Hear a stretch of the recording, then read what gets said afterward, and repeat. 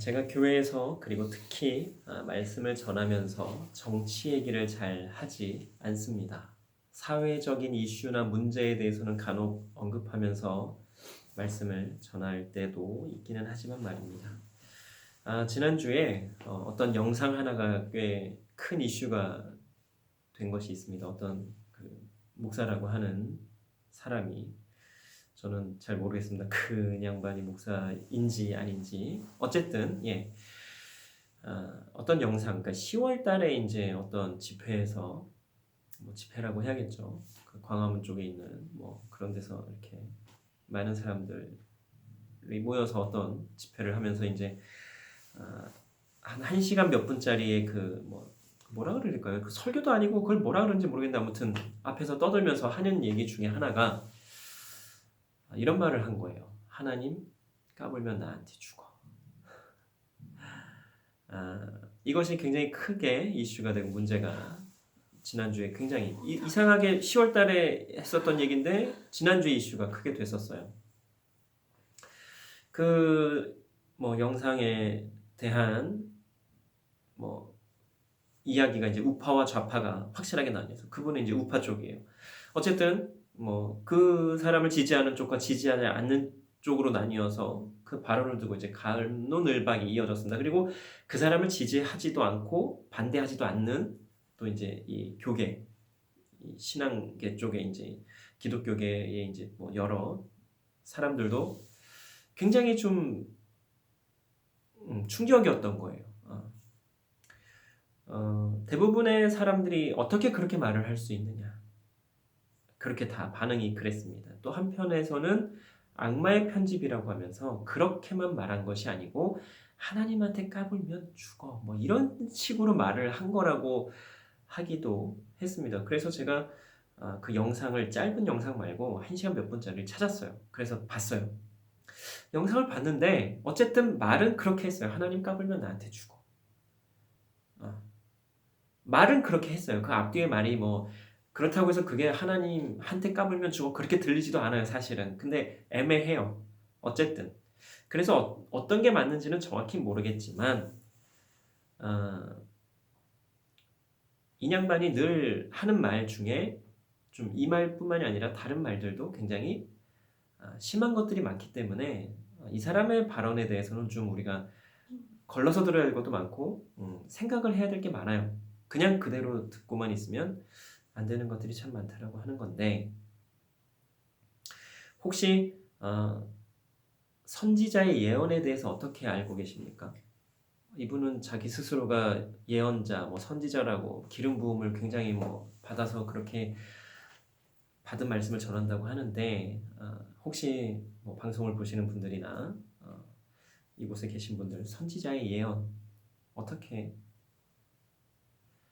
생각을 하고 있고 어떻게 알고 계신지, 혹시라도 미래를 예측해서 이야기하는 것으로 알고 있다면 굉장히 잘못 알고 있는 거예요. 잘못 알고 있는 거예요. 그거는 무당이나 점을 보는 곳에서 그럴 수도 있는 것을 마치 정말로 그럴 것처럼 얘기하는 거예요. 예를 들면 그런 거죠. 우리가 뭐 TV나 드라마, 뭐 영화에서 보면 동쪽으로 가면 귀인을 만날 거야. 뭐 앞으로 무슨 일을 할 텐데 뭐 무슨 색을 뭐 입고 뭐 아무튼 이런 좀 뭐 그런 얘기를 하는데, 그거는 그냥 그런 점 보는 사람들 혹은 뭐 그런 사람들이 하는 얘기고, 성경에서 말하는 예언은 하나님께서 전하라고 하신 말씀을 받아서 그대로 전하는 것이 바로 예언입니다.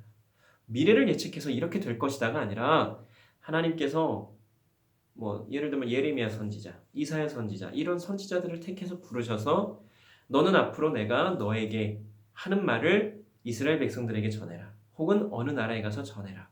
이러면 그것을 전하는 것을 예언이라고 우리가 말하는 것입니다. 때로는 우리 안에 어떤 마음을 주실 거예요. 또 어떤 말을 전하라고 말씀도 주시고요. 성경 말씀만이 아니고 말입니다. 그렇게 말씀을 주시면 전하면 되는 것이고, 마음을 주시면 마음 주시는 그대로 하면 되는 겁니다. 중요한 것은 그것이 정말로 하나님께서 주신 마음이고 주신 말씀인지를 확실하게 알아야 한다라고 하는 것입니다. 확인을 해야 하는 거예요. 전하는 자나 듣는 자나 마찬가지로 말입니다. 왜 그렇습니까? 거짓 선지자들이 너무나 많아요. 거짓말하는 사람들이 너무나 많다라고 하는 거예요. 누구나 선지자가 될 수 있어요. 오해하지 말고 착각하지 말아야 될 게 있어요. 목사들만 선지자가 아니에요. 이 시대에는 이제 선지자는 없어요. 다만 하나님께서 누군가에게 마음을 주셔요. 어떤 마음을 각자에게, 또 어떤 각자에게 어떤 말씀을 주세요. 그러면 그 마음대로 행하면 되는 거고 그 말씀대로 전하면 되는 거예요. 목사만이 혹은 뭐 전도사들만이 할 수 있는 영역이 아니라 이제는 누구나가 다 하나님께서 기름 부으시고 세우시면 다 선지자 역할을 할 수가 있다라고 하는 거예요. 그런데 구약시대처럼은 아닐 거예요. 구약시대에는 오랜 시간 동안 선지자 역할을 했다고 한다면 현대에는 단발적으로 그 역할을 감당하게 되는 경우가 더 많을 겁니다. 특별히 목회를 전적으로 하는 사람이 아닌 경우에는. 그리고 그 숫자도 어마어마할 거예요. 예전에는 선지자가 그렇게 많지 않았어요. 근데 지금은 목회자가 얼마나 많아요. 교회들은 또 얼마나 많아요. 우리나라의 교회가 편의점보다 많은 게 교회래요. 그렇잖아요. 우리도 여기 나가보면 바로 앞에 교회들 2개나 있고 또 저쪽 가면 또 있고 또 있고 또 있고.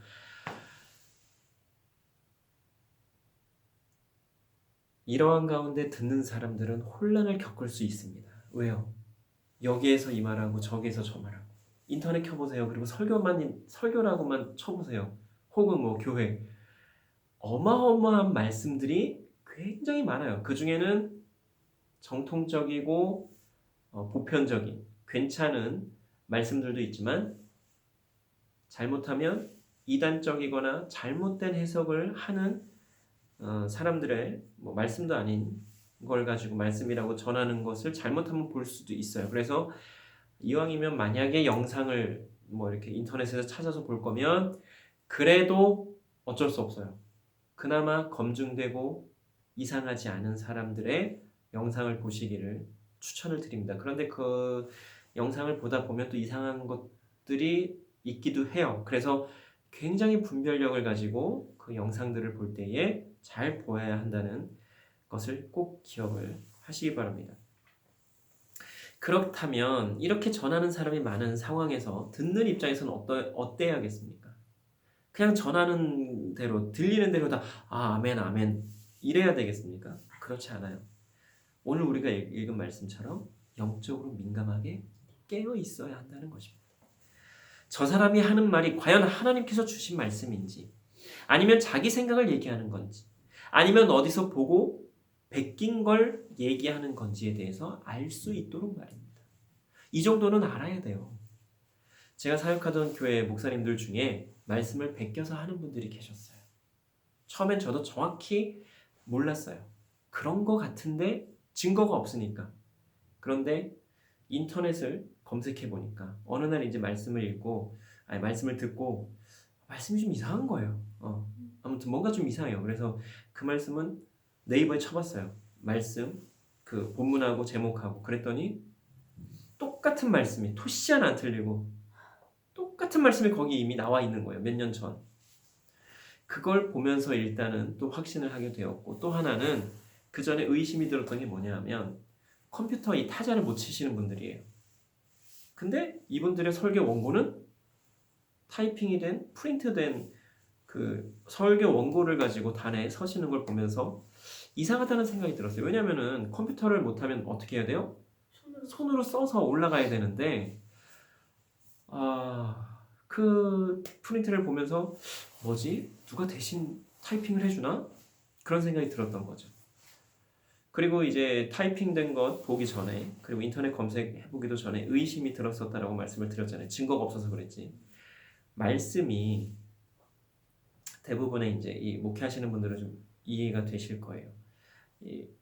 어떤 사람이 설교를 들으면 참 말씀 좋다, 참 은혜스럽다 이렇게 느껴지는 말씀이 있는가 하면 뭐 보통의 성도님들도 좀 민감하시거나 공부를 좀 하신 분들은 아시겠지만 말씀을 듣는데 저 말씀이 크게 나쁘거나 뭐 이상하진 않은데 감동이 없거나 뭔가 좀 이상하다 이렇게 느껴지는 말씀들이 있어요. 간혹. 그래서 제가 이제 아내한테도 물어봤죠. 말씀이 좀 이상하지 않아? 그랬더니 뭐 그냥 괜찮다고. 그래서 말씀이 뭐 이상하진 않지만 좀 뭔가 감동이 없거나 뭐 좀 은혜가 없거나 하지 않아 그랬더니 뭐 그런 건 없지만 그래도 무난하고 말씀 괜찮은데 왜 그러냐고 이제 저한테 계속 그러는 거예요. 그런데 저는 늘 이상한 거죠. 말씀이 이상한 뭐 이렇게 이상하거나 나쁘진 않은데 뭔가 감동이 없고 뭔가가 빠져 있는 듯한 늘 그런 예. 그런데 제가 그분들이 말씀을 전할 때 들으면서 이상하다, 뭔가 은혜가 없고 감동이 없고 뭔가가 빠져 있는 것 같다 이렇게 느껴지게 된 게 제가 잘나서가 아니에요. 제 능력이 아닌 거예요. 어떻게 알게 된 거예요? 하나님의 은혜로 알게 된 거예요. 하나님께서 그런 능력 주셔서 말씀을 들으면 네, 혹은 어떤 교회 가보면 이 교회가 정말로 하나님께서 함께 하시는 교회인지 그 영적인 부분이 느껴지는 교회가 있단 말이에요. 정말로 그 성령의 역사가 강하게 임하시는 곳인가 아니면 정말 이 교회는 너무 추운 교회가 있어요. 그러니까 뭐 따뜻하고 이게 아니라 딱 들어가 보면 이 교회 뭔가 이상해. 그런 교회는 참 되게 슬픈 거예요. 교회가 들어갔을 때 평안하고 주님의 영으로 충만한 교회여야 되는데 그렇지 않고 뭔가 되게 삭막하고 되게 추운 교회가 있어요. 그런 느낌에. 어쨌든 이러한 것들은 제 능력으로는 알 수 있는 것들이 아닙니다. 작정하고 속이고자 하는 사람들 우리가 판별해낼 수가 없어요. 그러나 하나님 안에서 영적으로 민감하게 깨어있다면 하나님께서 분별할 수 있도록 인도해 주십니다. 능력을 더해 주시는 거예요. 그러나 깨어있지 않다면 분별하기가 어려울 겁니다. 그리고 또 어느 한쪽으로 치우쳐 있다면 혹시라도 분별은 되지만 그냥 묻고 가기도 할 겁니다. 왜요? 내가 지지하는 쪽, 내가 편드는 쪽이니까 그냥 가는 거예요. 앞에서 말씀드린 하나님 나한테 까불면 죽어 이렇게 말했다고 하는 그 말이 악마의 편집이라고 한다고 해도 그 말을 하는데 거기에 아멘 이렇게 화답하면 안 되는 거예요. 근데 수많은 사람들이 아멘 하는 거예요. 그렇게 아멘이라고 하는 사람들도 저는 좀 이상한 것 같아요. 사실은. 제가 어느 분하고 굉장히 친하다고 생각해 봅시다. 제가 만약에 부목사로 어디 큰 교회, 굉장히 큰 교회 그리고 어떤 담임 목사님, 위임 목사님은 굉장히 존경받고 사랑받는 분이에요. 성도들한테. 그런데 제가 말씀을 전하는 시간에 땡땡땡 나한테 까불면 죽어 그렇게 했을 때 그 교회 성도들이 제가 그렇게 한 말에 아멘이라고 화답을 할까요? 분위기가 완전 이상해지겠죠. 그리고 혹시라도 제가 정말 농담으로 한 거라는 걸 아는 분들은 그냥 킥킥 웃기도 하겠죠. 그런데 중요한 게 있어요. 그 말을 듣는 그 수많은 사람들 앞에서 그 말을 듣는 그 담임 목사님은 위임 목사님은 어떨까요? 완전히 똥된 거예요. 그게 장난으로 했던 농담으로 했던 다른 의미가 있던 어떤 경우에도 그런 말을 하면 안 되는 거예요.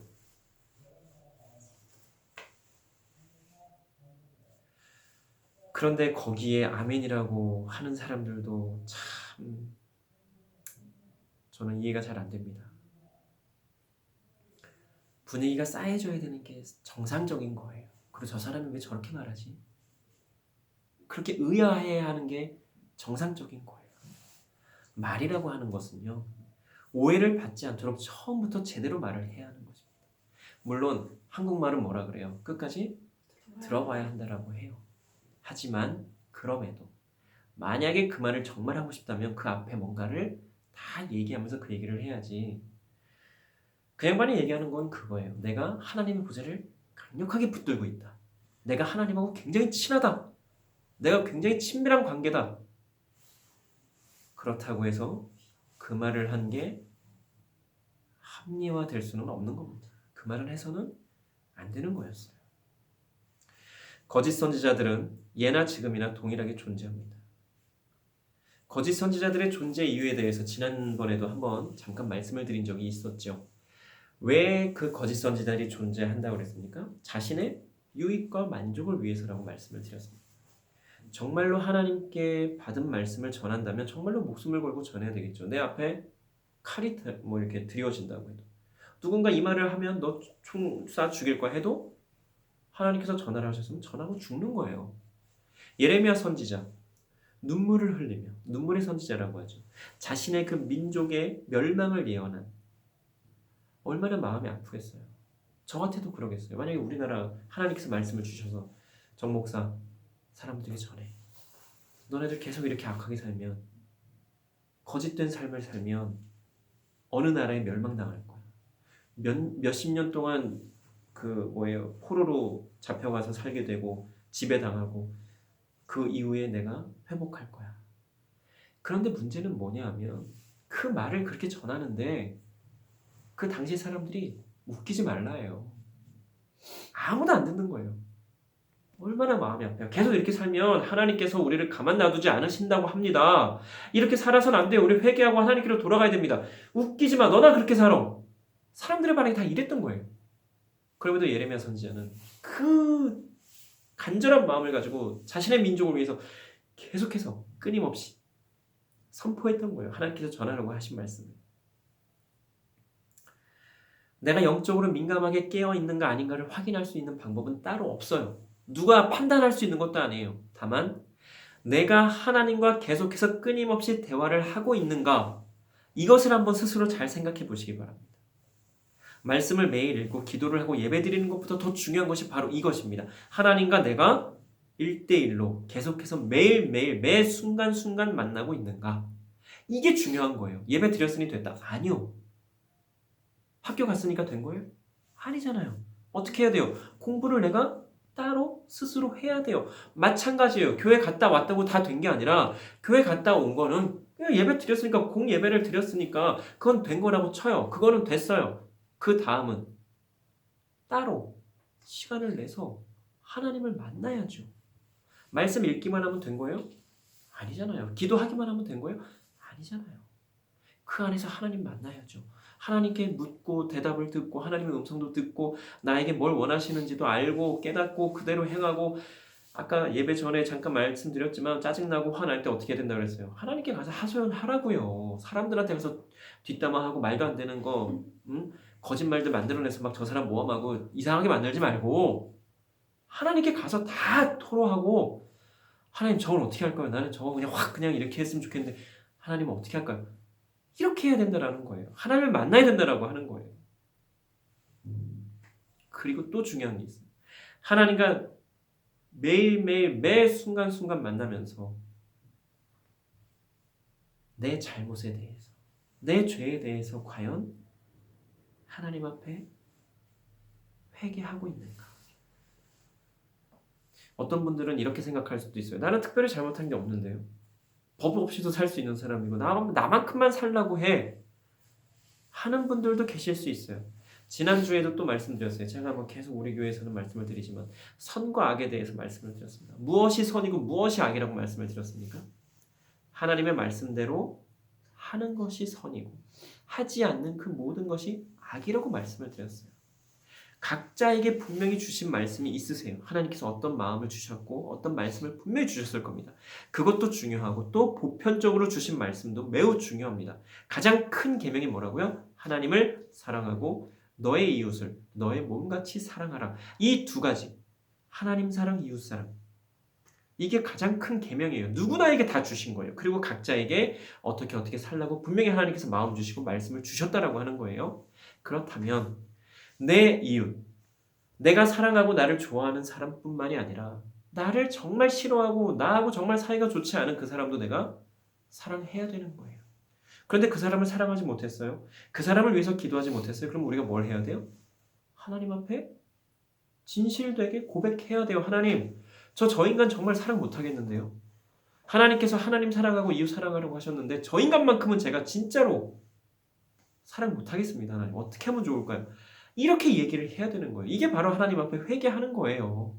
하나님께서 사랑하라고 하셨는데 하나님 저 인간 사랑 못하겠어요. 어떻게 하죠? 죄송해요. 진짜로 안 되겠어요. 그런데 이렇게 하다 보면 달라져요. 저 인간 정말 미워 죽겠어요. 저 인간 때문에 정말 짜증나 죽겠어요. 하나님 죄송해요. 저 사람 사랑 못하겠어요. 이렇게 계속 하나님 앞에 회개하고 기도하고 하나님한테 하소연하다 보면 달라진다라고 하는 거예요. 그건 직접 경험해 봐야 돼요. 해야 돼요, 스스로.